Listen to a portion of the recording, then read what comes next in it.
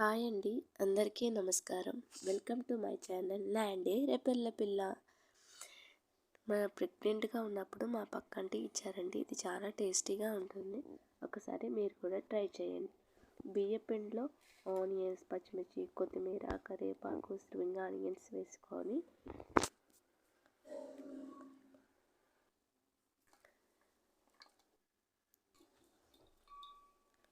2 hours ముందు నానబెట్టిన పచ్చిశనగపప్పు,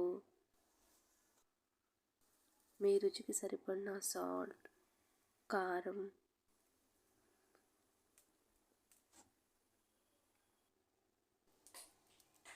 కొంచెం జీలకర్ర,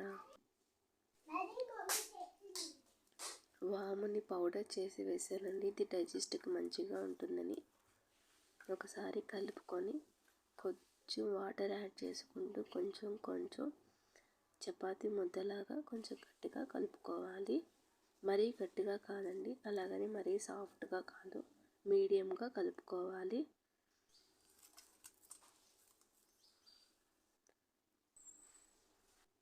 కలుపుకున్న తర్వాత కొంచెం ఆయిల్ వేసి ఒకసారి కలిపి ఒక హాఫ్ అన్ అవర్ పాటు పిండి నాననివ్వాలండి. తర్వాత ఒక మందపాటి తవా పెట్టి ఇలా రొట్టె వేసి మధ్యలో హోల్స్ చేసి రెండు వైపులా ఎర్రగా కాల్చుకొని తీసుకోవాలి. దీన్ని టీతో అయితే చాలా బాగుంటుంది. దీన్ని ఒకసారి ట్రై చేయండి.